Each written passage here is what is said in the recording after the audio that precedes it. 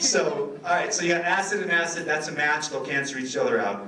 So think about lightly pickled ingredients, think about salads, think about white wines with good acidity. Okay, the next thing is fat with acid. Think, lemon juice with fish. When you have something that's a little bit fatty, and then you have a more acidic white wine, it just cleanses the fat off your palate, right? All of a sudden, all the flavors come forward, there's this perfect balance. And you're going to see a little bit of that with Chef Bear's tasting out there. He's got this little phyllo cup. It's like phyllo dough, baked, probably rubbed with lots of butter, I hope, but it's golden and beautiful, fills it with this goat cheese. And then that's with the Argentinian Torrontés, which again is kind of a lean, crisp wine. So you get a mouthful of this buttery, crisp, beautiful phyllo, then a hit of that goat cheese, and you're like, wow, I can't take any more. And then bam, one sip of the Torrontés, you're back to even, bring it on, get to start over. That's what I always say about wine. It's take a sip of the wine, take a bite of the food, take another sip of the wine. You have to keep repeating that. Two things are going to happen. You're going to find a perfect match, or you'll have enough sips that you don't care anyway. And that's all right as well. Because eating out is about being with the people at the table. I always say that. As much as I love food and wine, at the end of the day, we're all in this business because we just like sitting at that table and having amazing experiences. Yes? Yes. All right. So we've got acid with acid. We've got fat with acid. Making sense so far? Good? All right. So, and I hope, I know you guys know a lot of this stuff. Hopefully you can share it with your readers. What do you guys reach like probably millions of readers combined, huh? It is unbelievable. So, all right. So the next one is protein or animal fat with tannin. So with that, kind of think like, milk and coffee, right? The tannins in wine, those little spiky compounds, that's what makes your lips stick to your teeth and your tongue feel like, you just had an aspirin dissolve on it. Well, aging softens those tannins, as you guys know. But animal fat, protein, kind of acts the same way. It's almost like speed aging. The flavors in the wine don't develop as fast, but it softens those tannin. And you're going to see a great example of that with the chef's Kobe beef. And then it's a Route 1 Cabernet. So the tannin in the Cabernet just marries with the animal fat and the protein. They both soften. You get the rich flavor of the steak, the beautiful background of the truffles. Wait till you taste this stuff. And then, of course, all the fruit of the Cabernet comes forward. So that's really amazing. All right, and then you got sweet with sweet. And that one, I think, is one of the most tricky because if the wine, remember sweet with sweet, you want the wine to be at least as sweet as the food. Otherwise, sweet food will just spank the fruit right out of the wine and you'll be left with this insipid, thin, watery, it's the worst experience. So just remember that. If you ever have a sweet dessert or sweet food, make sure the wine is at least as sweet as the food. And they'll marry perfectly. They truly, it's incredible. When you take like a really sweet dessert and then you have a sip of really sweet wine, the sweet level just goes way down and all the flavors of the desserts come together.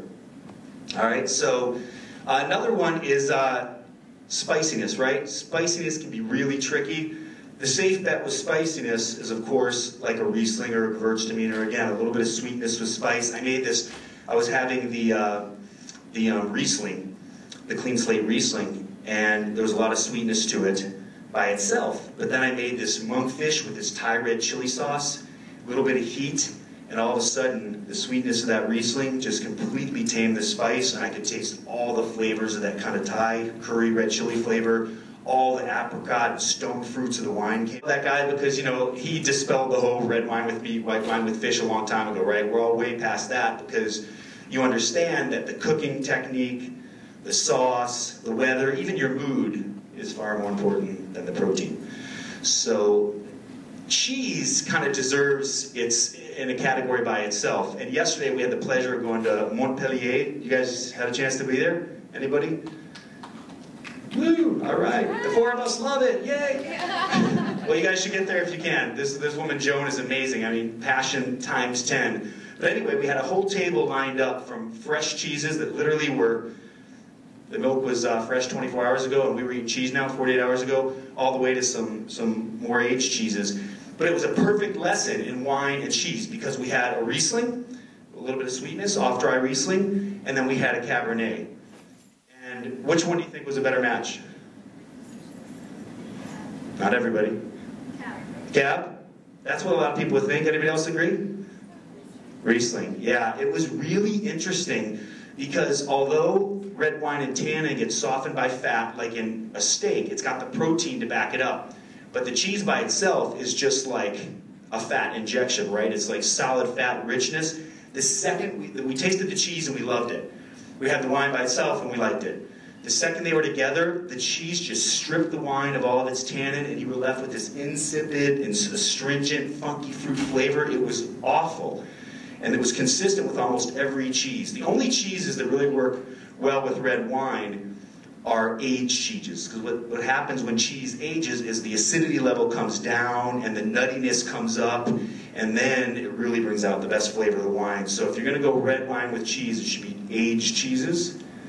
Although some of the soft, creamy cheeses you can't get away with, like a Beaujolais, you know, because you've got high acidity, low tannins, big tropical fruit, right? Like bananas, all that typical, I call it like that canned fruit cup nose on Beaujolais that takes me back to being a child. But it's like having a cheese plate with fruit, you know, so that's a natural match. So rich, creamy cheeses, safe bet is sweet or off-dry white wine with some good acidity. So the sweetness cuts the salt, the acidity cuts the richness, and you get a wonderful balance. Goat cheeses, acidic cheeses, same thing. You know, there's so much acidity that really doesn't work with tannins and reds, so again, you want to go with a little bit of a sweetness that will offset that. All right, so that's kind of the general on that. The other thing is nuts. Nuts are really funky with tannins, so you want to avoid like too much nuts with red wine. You know, I mean, when you think of nuts, I think like, you know, seared piece of white fish encrusted in macadamia nuts, basted in butter. I think big, buttery, oaky Chardonnay, you know what I mean? It's just, there's a natural marriage. And that's the thing too, with food and wine pairing, sometimes you just gotta think what makes sense, you know? And when in doubt, go with geography as well. You know, I always say, if you're not sure, if you're in an Italian restaurant, having Italian food, order an Italian wine, you'll already be halfway there. You know, there's a reason this stuff grew up together, the food and the wine. So geography is always a safe backup bet. So, some funky ingredients. You know, they say artichoke, asparagus, cilantro, right? Don't eat those. You know, like everything in life, it's about balance, right? I think Julia Child said it. There are no bad foods, there's only bad eating habits. And it's true. I try and eat everything, just not too much of it. And I think that rule applies with these funky ingredients too, right? Take a handful of cilantro, put it in your mouth, and drink some wine, it's going to suck. Of course it is. You know, that's like overkill, right? Some restaurants kind of do that with the cilantro. We were talking about that last night. And some people do have an enzyme that makes them deficient, and they will taste soap.